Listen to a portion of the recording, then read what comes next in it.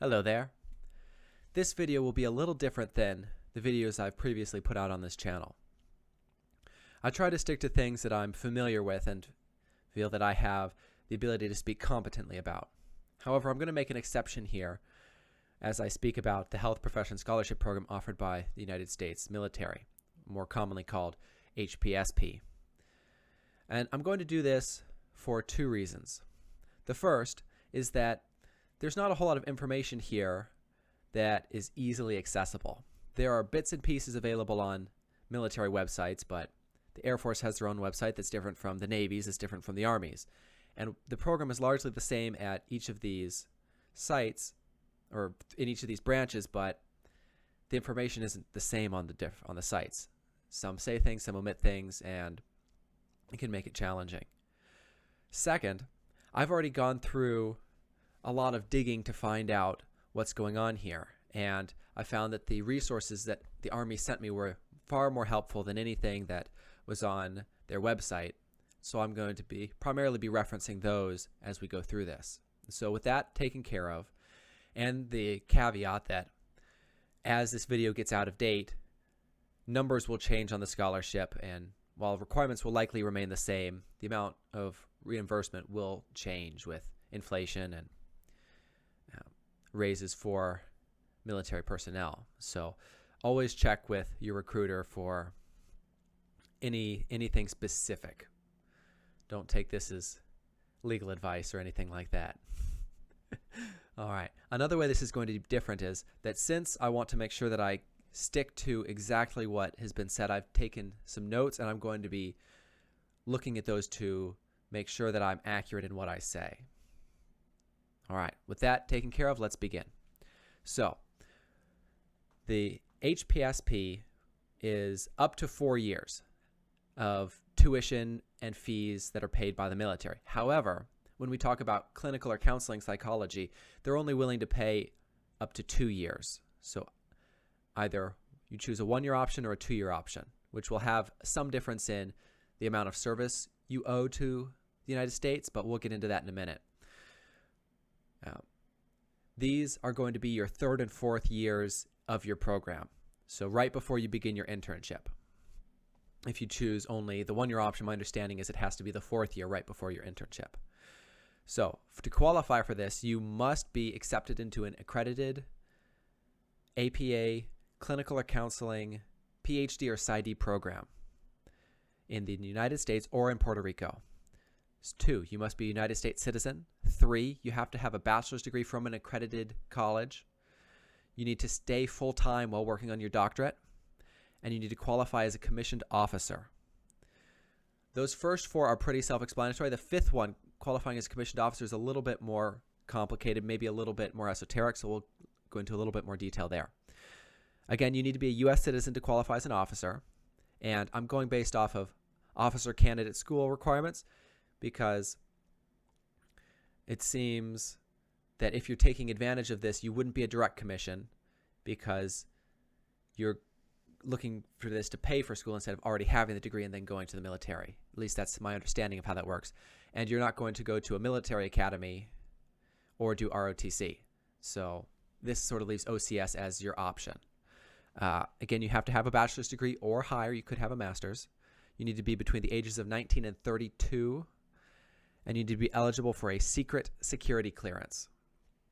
And again, those are pretty self-explanatory, with secret security clearance being probably the least understood. But as I've understood the literature, it basically says if your background check comes out clean and you haven't built up a record, you should be fine. Now, what else? Well, when this program works is that in the summers, you're going to be responsible for basic training and then officer candidate school. So if you're doing the 2-year version, you're going to have that 3rd year of your PhD program that summer.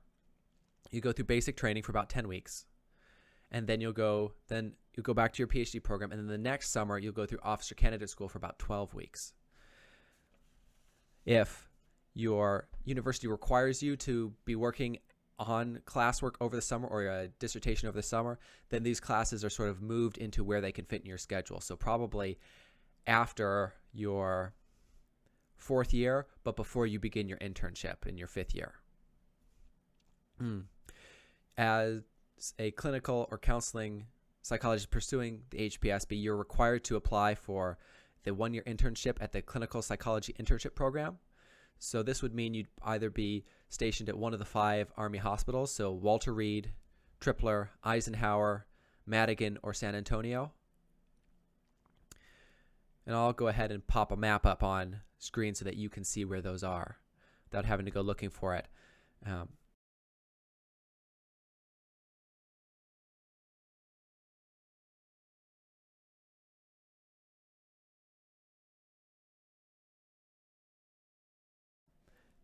In return for what's going on here, you're going to get 100% of your tuition covered for 1 to 2 years. All books, fees, health insurance required by your university will be paid for. There'll be a monthly allowance that's currently at $2,300 a month for 10.5 months. And then the remaining 1.5 months, you'll receive officer's pay. So that second lieutenant officer's pay, which I think is about $3,400 a month right now. And that's for while you're going through basic training and OCS. And if you're required to be on campus for your school, you'll still receive that officer's pay during the summer.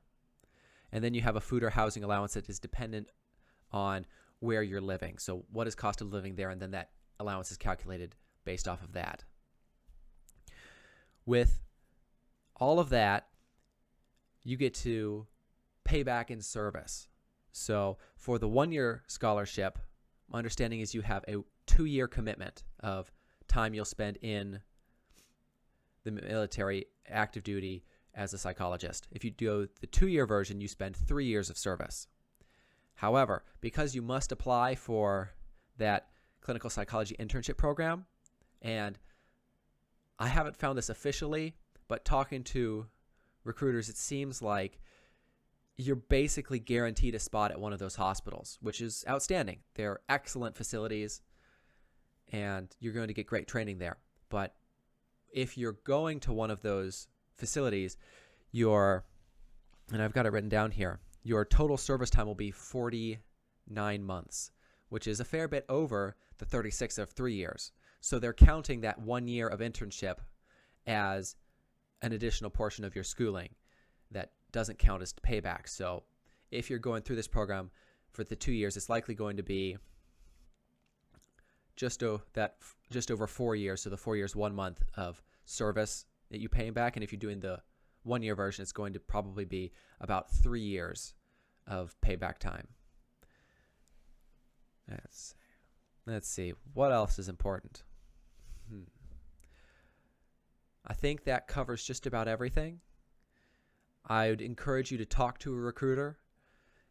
They're the people who have the most up-to-date information and will be able to answer your questions in more detail. But if you have questions and don't have access to a recruiter immediately, you can leave a question down below. I'll be happy to answer you if I have access to that information, and if not, at least you'll know that it's time to go talk to a recruiter. My undergraduate advisor went through this program. He spoke very highly of it, that it was excellent training, it was good people to work with, but that at the end he couldn't bear or reconcile the idea of having to shoot somebody, and that is a possibility. You are likely to be deployed once or twice into a combat zone to help soldiers. And so while you're not on the front lines, there is a danger to this position. And so you need to weigh that as well. And again, part of basic training is meeting those requirements for physical fitness. Can you meet height and weight requirements? Can you pass the APFT, the Army Physical Fitness Test? Can you pass the weapons training and the chemical warfare training? Can you make it through all of that exercise? There's a lot more to consider than this, but these are the most relevant points, and those additional points I mentioned are really better answered by someone who has been through them. So I'd reference you to look at videos from people who are in the military, or to talk to someone you know who has been in the military, who can give you an honest evaluation of what basic training or OCS looks like and what you might need to do to prepare for it. So I hope this is helpful for you. Let me know if you have any questions. And until next time, cheers.